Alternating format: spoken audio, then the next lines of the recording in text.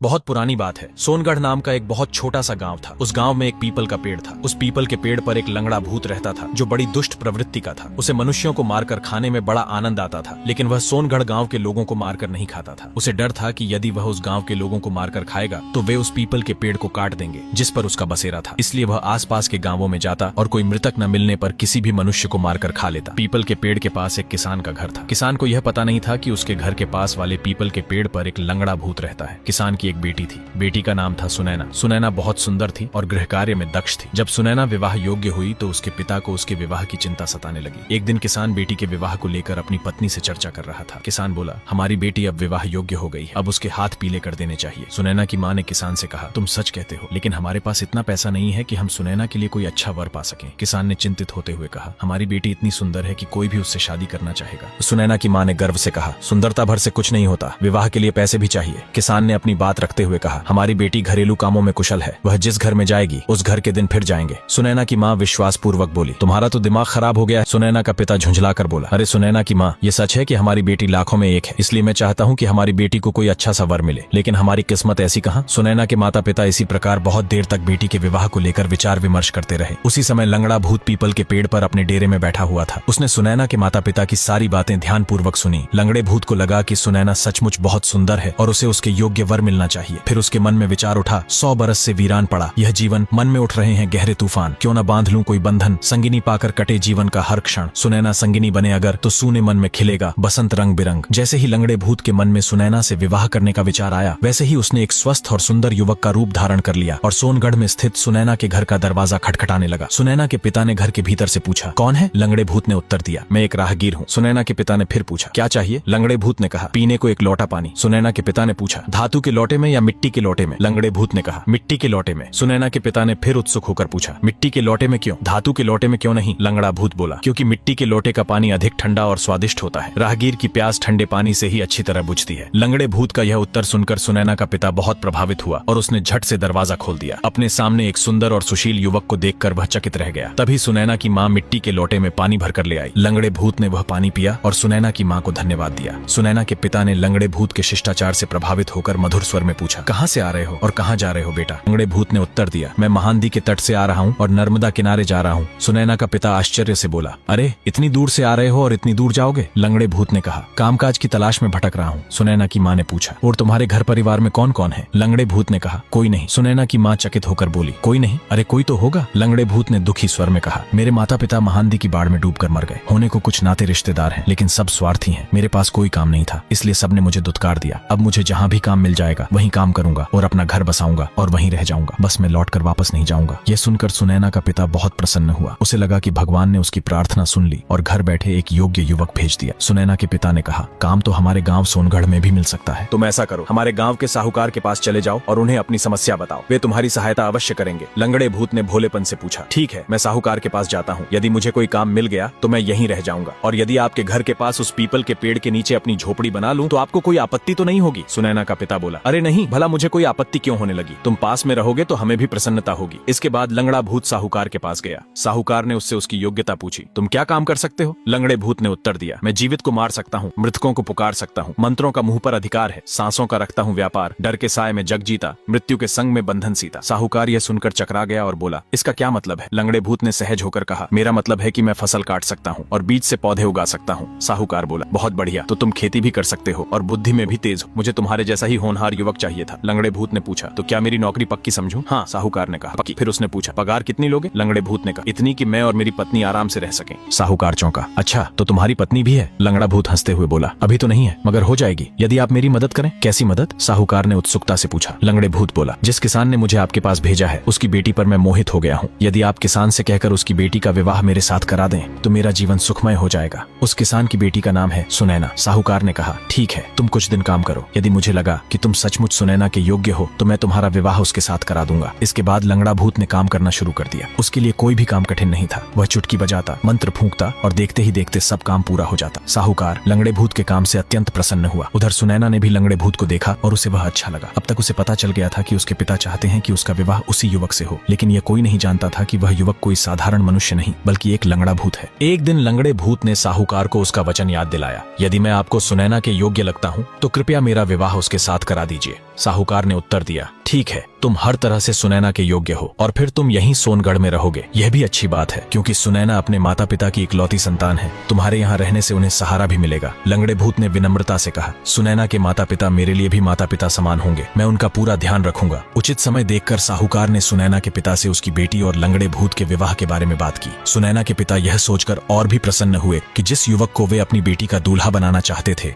उसकी सिफारिश साहूकार भी कर रहा है। वे सहर्ष राजी हो गए। शुभ मुहूर्त पर सुनैना और लंगड़े भूत का विवाह धूमधाम से हो गया। साहूकार ने लंगड़े भूत की झोपड़ी की जगह एक अच्छा घर बनवा दिया। उस घर में सुनैना और लंगड़ा भूत सुखपूर्वक रहने लगे। सुनैना एक कुशल गृहिणी सिद्ध हुई। वह घर की देखभाल करती और अपने पति की सेवा करती। लेकिन एक रात उसे लगा कि उसका पति रात को उठकर कहीं चला जाता है। पहले तो उसने सोचा कि शायद यह उसका भ्रम होगा, पर लगातार 2-3 रातों तक यही हुआ। आखिरकार उसने सोने का बहाना करके सच्चाई जानने की ठानी और उसने देखा कि उसका पति सचमुच आधी रात को उठकर कहीं चला जाता है। सुनैना को यह देखकर बड़ा आश्चर्य हुआ। एक दिन उसने अपने पति से पूछ ही लिया, आप रात को उठकर कहाँ जाते हैं? लंगड़े भूत ने चौंक कर कहा, तुम्हें कैसे पता चला कि मैं रात को कहीं जाता हूँ? सुनैना ने दृढ़ स्वर में कहा, मैंने अपनी आंखों से देखा है। लंगड़े भूत ने गहरी सांस लेकर कहा, मैं तुम्हें बताकर दुखी नहीं करना चाहता था। सच तो यह है कि हमारे विवाह को 3-4 साल हो गए हैं, पर अब तक हमारे कोई संतान नहीं हुई। इसलिए मैं हर रात उठकर अपने कुल देवता की पूजा करने जाता हूँ ताकि वे प्रसन्न होकर तुम्हारी गोद भर दें। सुनैना ने उत्साहपूर्वक कहा, अरे ऐसा है तो मैं भी आपके साथ चलूंगी। मैं भी आपके कुल देवता की पूजा करूंगी। लंगड़े भूत ने मना करते हुए कहा, नहीं, तुम नहीं चल सकती। वे मेरे कुल देवता हैं। सुनैना ने दृढ़ स्वर में कहा, जब मेरा तुमसे विवाह हुआ है तो तुम्हारा कुल अब मेरा कुल है और तुम्हारे कुल देवता मेरे कुल देवता हैं। इसलिए मैं तो तुम्हारे साथ हर हाल में चलूंगी। लंगड़े भूत ने पत्नी की बात मान ली और कहा, ठीक है, चलना। अगली रात जब लंगड़ा भूत उठा तो सुनैना भी उठ बैठी। उसने पूजा की थाली सजाई और लंगड़े भूत के साथ चल पड़ी। लंगड़ा भूत गांव से निकलकर सुनैना को लेकर घने जंगल में जा पहुंचा। एक स्थान पर रुककर लंगड़े भूत ने कहा, मैं यहाँ कुल देवता का आह्वान करूंगा, तुम यहीं रुको और कहीं मत जाना। भयानक जंगल देखकर सुनैना को डर लग रहा था। उसने विनती की, मुझे अकेली मत छोड़ो। लंगड़ा भूत बोला, ऐसा करो, तुम उस ऊंचे वटवृक्ष पर चढ़कर बैठ जाओ। मेरे आने तक वहीं रुकना, नीचे मत उतरना। यह कहकर लंगड़ा भूत अंधेरे में कहीं गायब हो गया। सुनैना वृक्ष पर चढ़कर बैठ गई। समय बीतता गया लेकिन उसका पति लौटकर नहीं आया। चिंता से उसका दिल घबराने लगा। तभी जंगल में शेर की दहाड़ गूंज उठी। सुनैना का डर और बढ़ गया। उसे लगा कहीं शेर ने मेरे पति को खा तो नहीं लिया। ये सोचते ही उसका भय दूर हो गया और वह तुरंत वृक्ष से उतरकर अपने पति को खोजने निकल पड़ी। अभी वह कुछ ही दूर गई थी कि लताओं के झुरमुट की दूसरी ओर उसे अपना पति दिखाई दिया, जो पिशाच रूप में भयानक बना इंसानी शवों पर झुका था और उनकी हड्डियां चबा रहा था। उसका चेहरा रक्त से भीगा हुआ था। यह देखकर सुनैना की रूह कांप उठी। जिसकी वह पत्नी बनकर रह रही थी वह तो इंसान नहीं बल्कि एक राक्षस निकला। जीवन का हर सपना पल में बिखर गया। यह दृश्य देखकर सुनैना मूर्छित होते होते बची। वह समझ गई कि उसका पति कोई मनुष्य नहीं अपितु एक भूत है। सुनैना हड़बड़ाकर भागने को जैसे ही पलटी वैसे ही लंगड़े भूत ने उसे देख लिया। वह चिल्लाया, सुनैना रुको, मैं तुम्हें मारना नहीं चाहता था, लेकिन अब तुमने मेरा असली रूप देख लिया है तो मैं तुम्हें मार डालूंगा, जिससे तुम भी मेरी तरह भूत बन जाओगी। फिर हम आराम से रहेंगे और मनुष्यों को मार मार कर खाएंगे। सुनैना ने यह सुना तो वह और भी अधिक डर गई और तेज दौड़ पड़ी, किंतु लंगड़ा भूत उससे भी अधिक तेज था। जब सुनैना को लगा कि लंगड़ा भूत उसे पकड़ लेगा तो उसने पीपल के पेड़ से रक्षा की प्रार्थना की। ओ पीपल देवता, सुन मेरी पुकार, दैत्य करेगा मुझ पर वार। पति बन के आया, रूप बदल कर, खा जाएगा मुझे निगल कर। दया कर, आंचल फैलाना, मुझको अपनी छांव में छिपाना। सुनैना की प्रार्थना सुनकर पीपल का पेड़ बीच से 2 हिस्सों में फट गया। सुनैना उसमें जा बैठी। पेड़ फिर पहले जैसा होकर बंद हो गया।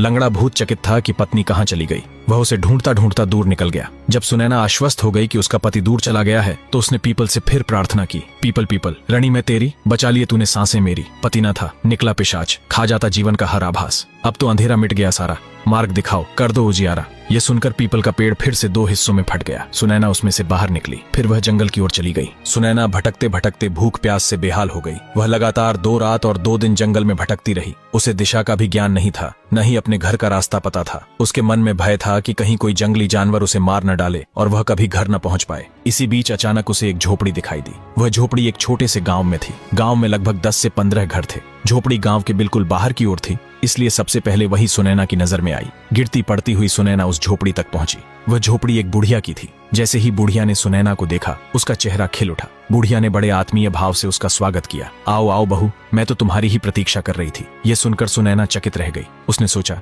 ये बुढ़िया कौन है? मैं इसे कभी मिली नहीं, न कभी देखा, तो फिर यह मुझे बहू कहकर क्यों पुकार रही है? कहीं यह उस लंगड़े भूत की साथी तो नहीं है? लेकिन अब सुनैना इतनी थक चुकी थी कि वहां से भाग भी नहीं सकती थी, इसलिए उसने ऊपर से कुछ नहीं कहा। बुढ़िया ने प्रेम से कहा, लो बेटी, पानी पी लो। पानी पीकर सुनैना को तनिक अच्छा लगा, उसकी थकान भी कुछ कम हो गई। तभी उसकी नजर बुढ़िया की झोपड़ी में रखी ओखली और मूसल पर पड़ी। ओखली के पास ही कुछ मानव खोपड़ियां बिखरी हुई थीं। यह देखकर उसे पूरा विश्वास हो गया कि यह बुढ़िया भी उसी लंगड़े भूत की तरह मनुष्यों को मारकर खाती है या फिर उसके लिए मनुष्यों को मारकर जमा करके रखती है। उसके मन में हुआ, हाय, मैं एक मुसीबत से निकली और अब दूसरी मुसीबत में फंस गई। अपने डर को छुपाते हुए सुनैना ने प्रेमपूर्ण स्वर में पूछा, अम्मा, आप क्या कर रही थी? क्या ओखली में धान कूट रही थी? बुढ़िया ने उत्तर दिया, हाँ बेटी, धान ही कूट रही थी। सुनैना ने मूसल पकड़ते हुए धीरे से कहा, आप ठीक कहती हैं, बहू के होते हुए सास को काम करने की क्या आवश्यकता? फिर भी मैं आपको अकेले काम नहीं करने दूंगी। आइए, मैं ओखली में धान डालती हूँ और आप कूटिए।